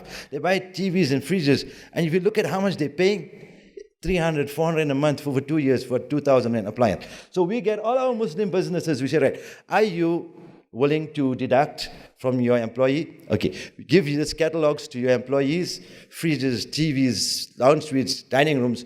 They want to buy it. They could buy it from us. We make a small margin, 20% on it. We go to the suppliers, LG or Samsung or Grafton Everest or whatever. And we go there and we start up this business. Start up this business. And then the employer deducts. And I'm telling you, forget the amount of money you'll save the low-income earners in this country. You'll save them millions. The amount of interest they're paying. This guy, one of my staff, he bought a fridge and garnishing, he bought a fridge for about 2,500, 350 a month over 2 years. I tried to settle it. I said, let me settle it for you. They wanted 4,500 rand. Why? He had signed for the monthly fee. He had signed for insurance if he loses his job. He had riot insurance. If there was a riot in his area, the insurance would pay 7,000 for 2,500. So this type of thing could become a very lucrative business, but obviously it must be done then creating jobs, done through maybe a way, this non-profit way, where the profits go back into creating jobs and things like that. Job creation, I've actually spoken to one of the brothers doing websites, and inshallah, he's already created something called Jobs in My Area, but I haven't sat with him. The idea was to create a website so that all our people in Interlang and future other townships can, they can load a picture up there, like how you have cars.co.za, local people in your area, whether a domestic worker, can be a plumber, can be anyone who doesn't have a job, staying in the squatter camp in your area. So you check up Lodium or lands, or you check up Polokwane or Cape Town, and you will drop down and you have a whole list of people. But the idea of this website is to be able to get a verification system so that if you stay in a community, you must get it verified by your local committee member. Your local committee member must verify it and come and somehow link that committee member to this website where you can get a verification. This guy is staying here for 10 years. I mean, if you're looking for a domestic worker, there's so much danger and talk of crime. See, this person is staying in this area for 10 years. It means they're reliable. This one is here for 6 months. How do you know that? You need the local committees to get involved. So that, inshallah, I think, inshallah, we want to work on it. Artisan support, we've just done this a few times. I think it was very, after all our difficulties this year, we looked at the local South African plumbers and electricians, and we got together with them. We started a small thing, created a small network. We call them DIY network because Itirilang means do it yourself. We created a uniform. We bought each guy a golf shirt, and it was written there DIY. We didn't do number 3, but it can be done in every area. Purchase all necessary tools, store at a central location. Artisans can hire at a minimal rate. Advertise in local newspapers, advertise on the internet, provide motivation talks to them. So the idea here is to take all your plumbers, electricians, carpenters, and get them into the area, put them in a group. We've done that in the masjid. We got them all together. We gave them a talk. We bought them these T-shirts. We put an advert like this one here. We put this advert 2-3 times in the Al-Tijara Sun. I'm not sure about their skills, so I was scared to use the Lodium Sun. One guy, I sent him to a friend and he blew something, so I'm a bit worried about this. But it can be done. Obviously, we just have to get certification right, get hold of these people, what's the experience like. But it's risks. What I'm telling you, brothers, is that these are risks. But if you sit, nothing's going to happen. These are risks we've got to take. I think we're done. Yeah, okay. I wasn't sure where to end. Jazakumullah khairan. Assalamu alaikum. Any questions, comments? Please feel free. I think, just while you are thinking of the question, comments, Islam in this country is at 2 to 3%. It is, I tell people, I say it is going to be an embarrassment when we die. Really. And we will not blame anyone else but ourselves for our lack of interaction and lack of engagement with the local community. And xenophobia just didn't come to hurt us. Xenophobia came to say that your mindset, something is defunct with your mindset. The Prophet ﷺ, the greatest example, we talk about him, we have talks about him, we fight on his behalf and fight each other on his behalf. But yet, we don't follow his example of his mercy and his kindness to all human beings. Whether it was a Jewish ministers coming there, or priests coming to him, whether it was drunkards coming to him, whether it was Muslim or non-Muslim. There wasn't a question in his mind the way he treated people. And even our funds, and I think our funds, really, we've got to get the ulama together, inshallah. I missed yesterday, but I really want to speak to the ulama about this because they really need to think about, you cannot use the fiqh and the madhab globally when you got 3% Muslims. And the same in a country that's got 100% Muslims. We've got to start thinking, really, we're not using any of our thinking capabilities.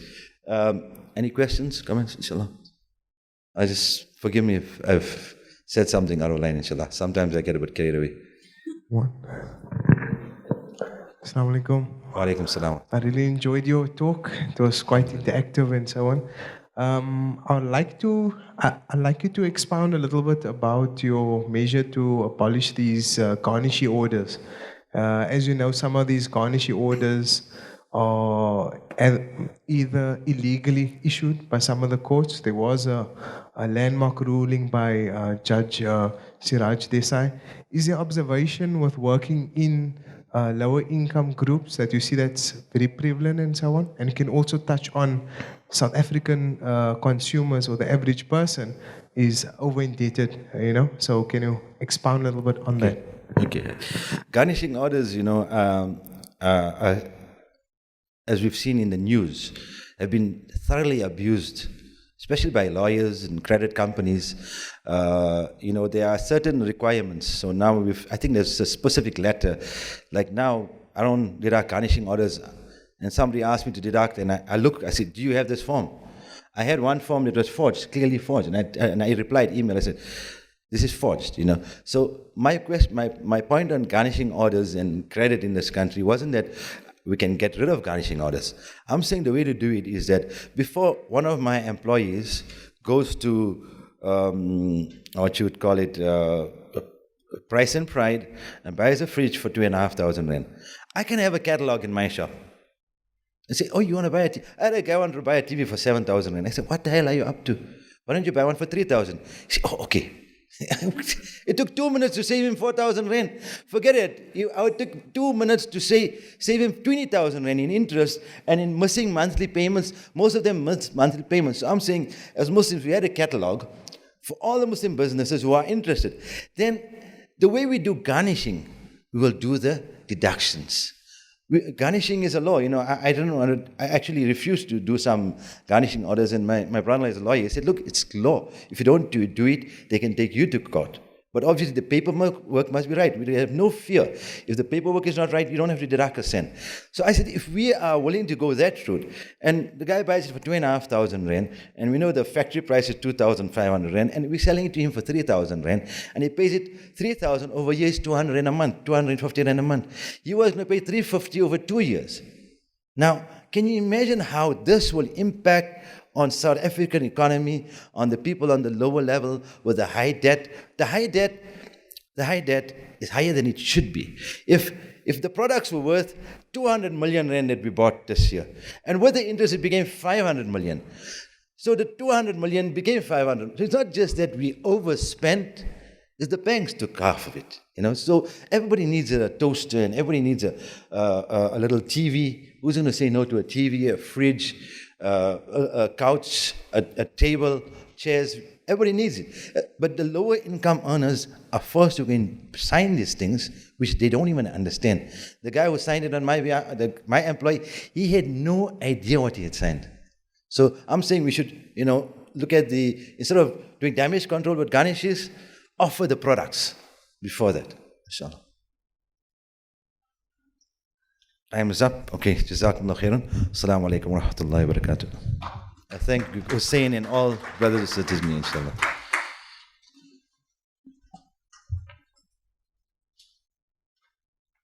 Okay. So those were our presentations for the afternoon. Just like to sum up quickly with what we heard today. Certainly a lot of food for thought that all of us can take away and think about and consider how we can get involved, or even how we can improve upon or implement some of these things. So we started with Brother Salman Khan, who was from the United Muslim Nation organization, who talked to us about the Al-Tijara Bank and how to break that cycle of poverty, which is perpetuating and continuing in a vicious cycle. So people who live in poverty are unproductive, they earn low wages, their children continue in that cycle. So what can we do in South Africa and abroad to break out of that? So we were provided with some information and some ideas on that. And then we had Brother Gamiet Aysen from GEMS, and we looked at how getting involved in childhood and educating children at a young age in the right way can be beneficial for the young children as well as for the community by creating jobs for women who would otherwise be unemployed, and at the same time taking good care of children but also providing them with good basic education before they even enter the schooling system. Then we had Mohammed Cajee, who told us about how we could use manufacturing as an engine of change and how we could turn the franchising model into one of social franchising.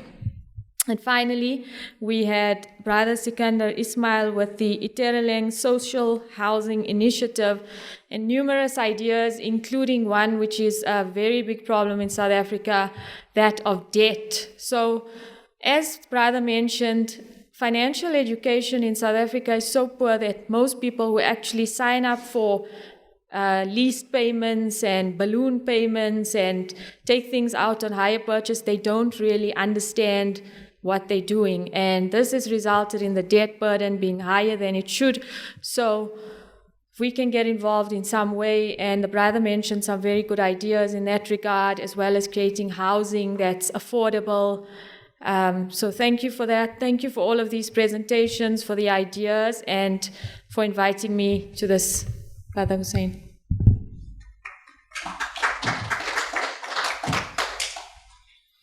Thank you, Yumna. Thank you very much for making your time available this afternoon as well. And so that comes to the end of the 2 days presentation. And in summary then, what are we hoping to achieve out of this entire exercise? For those of you who were either watching at home or from wherever you are seated, and those of you who were present here today, the objective of the 2 days was effectively a knowledge sharing exercise. And the knowledge sharing, fortunately, wasn't one way. Wasn't only from the presenters. Certainly, there were some good ideas that came in from the delegates as well. But the important thing for me, anyway, is that the reliance on expert knowledge. A lot of the thinking that has gone, or a lot of the presentations rather, that were made over the past 2 days were made from people who had practical experience in the field. So whether we started off yesterday morning with Brother Irfan or Professor Irfan Baik from Indonesia and the whole concept of the Zakah core principles, his presentation was based on something very practical that's being rolled out as we speak. And as I mentioned yesterday, it's an aspirational document, and should we achieve it by May 2016, certainly it has the hope of improving the efficiency of NGOs or people that work in the zakat sector, for them to be able to deliver at a higher level of efficiency and effectiveness. So again, there was a practical tool that came out of that. Yesterday afternoon session, all 4 of the presentations were very good, I thought.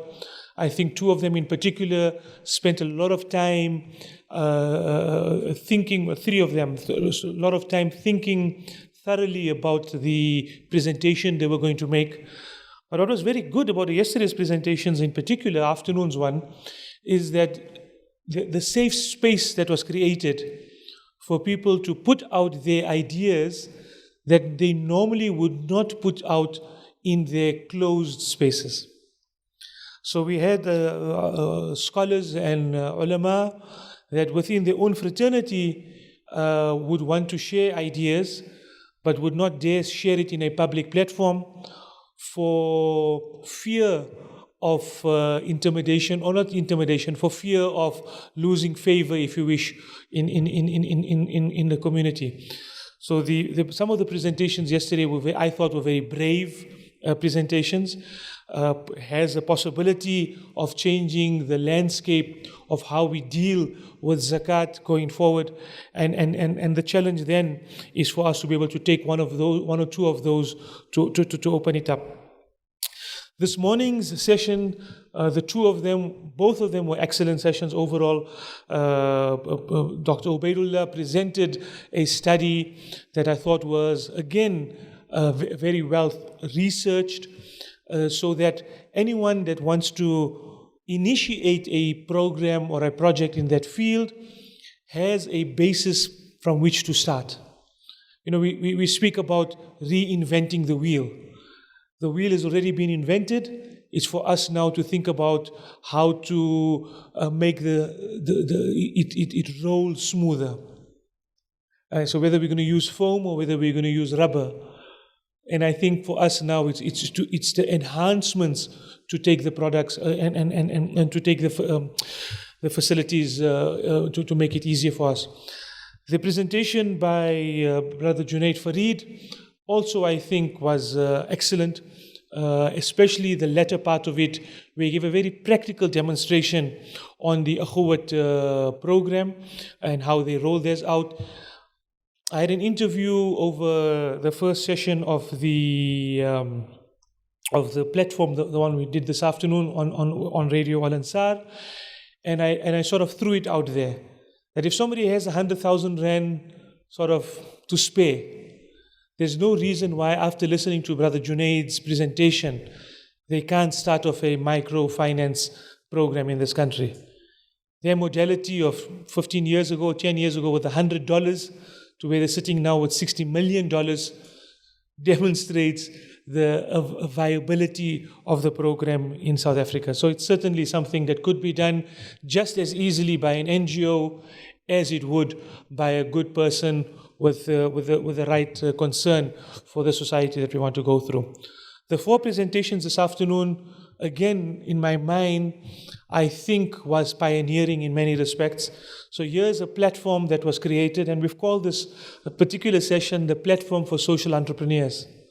So here's a platform that was created for people to come and firstly test their ideas, but also to be able to receive criticism of their ideas, but also an opportunity for people to latch onto these ideas to say, can we find a partnership? Can we find an opportunity? Who was saying it yesterday? 1 + 1, or 1 and 1 is not 2, is 11. And so, is that my session end as well? Okay. And so the idea was to say, how do we create a platform so that at least within the circle of the NGOs or social entrepreneurs, before we initiate anything, we come and test it beyond our own family and friends. Because sometimes family and friends out of kindness will support you, even if the program is not potentially viable or successful. But in a circle of fellow entrepreneurs in this country, there's no reason why we can't be critical with each other, not to not allow you to go on, but to help you to mitigate against potential failure going forward. So I think an altogether useful 2 days conferencing. And the criticism of any conference typical is, now what? So we've delivered the papers, it gets filed away until the next conference when beautiful ideas come forth again. I think as we've been instructed in Islam, your responsibility is but to give the message. And we've now given the message. You can now not after this say or work on a basis of ignorance. Now that you know, you have a responsibility to internalize, take what is good and improve on what is not. And so the challenge is when we do this round table on zakat in the next few months, or when we do this platform for social entrepreneurs in the next few months, once again, we would want to hear that there is an improvement. Ultimately, we've been reminded about the vast amount of poverty and underdevelopment that exists in the world. And so while there are pockets of excellence in many initiatives throughout the world, the idea is how do we scale those initiatives so that we are able to eliminate and reduce poverty much faster than when it is only done, as in Ismail's case, in Sikander's case, only in Iterileng. And that is the concluding remarks from my side. We have an afternoon tea. We are 5 minutes ahead of our official scheduled closure. I want to thank all of you who stayed here for the duration of the 2 days. Just for your own information, SANZAF and many of our SANZAF people were here since Wednesday already. We've been holding our AGM and staff training since Wednesday. So some of the SANZAF people are walking zombies right now. And the last 2 days, I think, was an excellent conclusion to the last 2 day program, to all the facilitators, to all the people who helped us throughout everything. A special thanks to Ahmed, Asmal, and Sokol Islam is the company, Ahmed, for actually doing the right thing. You know, like literally 4 days, 5 days before, he responded to the last email to say, you're doing this, would you like it recorded, would you like it live streamed? And it had created an audience beyond the people that we could fit in this room. There are many people out of this room that could not make it for distance and for cost, and I think we now are able to spread the message so much further than just South Africa, in fact, in many parts. So I'm going to thank you and to your team for helping us, for setting up, for being, making sure that you were seated throughout and working with the challenges. To all the sponsors of the program, if I can remember them all, Fair Price, MCA, Broadway Suites. There are other anonymous donors who are not mentioned on the marketing material. To all of them, this program would not have been possible without your sponsorship. To our partners, Awqaf SA, who were in some respect co-hosts of this program, but I literally just use them for the money. But without their money, we would not have been able to do this. To the other social sponsors that in Region College, before I forget, Region 27-4, who were part of the sponsors of the program, is an opportunity for Regent to look at some of the academic papers to help us to develop it further in terms of the skills that we have. And finally, to the social partners who've supported us, House of Ummah, ASRI, there's Minara Chamber, who are part of this process as well by way of moral support and by encouraging their membership to participate. I want to thank all of them as well. We'll conclude as is normal. I'll ask Maulana Abbas if I can ask you, besides Surah Asr, to make a dua for us, inshallah, as a concluding dua. Bismillahir Rahmanir Rahim. Alhamdulillahi Rabbil Alameen. Wassalatu wassalamu ala أشرف الأنبياء والمرسلين اللهم أنت الأول فليس قبلك شيء وأنت الآخر فليس بعدك شيء أنت الظاهر فليس فوقك شيء وأنت الباطن فليس دونك شيء فكلنا يا أول يا آخر يا ظاهر يا باطن ولي ونصير أنت ولينا ومولانا فنعم المولى ونعم النصير اللهم إنا نسألك بفاتحية الفاتح الفتح التام وبخاتمية الخاتم حسن الختام اللهم إنا نسألك من الخير كله عاجله وآجله ما علمنا منه وما لم نعلم ونعوذ بك من الشر كله عاجله وآجله ما علمنا منه وما لم نعلم اللهم إنا نسألك الجنة وما قرب إليها من قول وعمل ونعوذ بك من النار وما قرب إليها من قول وعمل اللهم إنا نسألك رضاك ورضا نبيك ورضا الأشياخ ورضا الوالدين اللهم اجعل ما نحب فيما تحب اللهم اجعل في اختيارك اختيارنا ولا تجعل إلى إليك اضطرارنا يا ربنا يا خالق العوالم حل بيننا وبين كل ظالم وأجزي لكل من إلينا أحسنه وجازه عنا الجزاء الأحسن اللهم صل على سيدنا محمد الفاتح لما أغلق والخاتم لما سبق ناصر الحق بالحق والهادي إلى صراطك المستقيم وعلى آله حق قدره ومقداره العظيم صلاة تفتح لنا باب الخير والتيسير وتغلق لنا أبواب الشر والتعسير سبحان ربك رب العزة عما يصفون وسلام على المرسلين والحمد لله رب العالمين.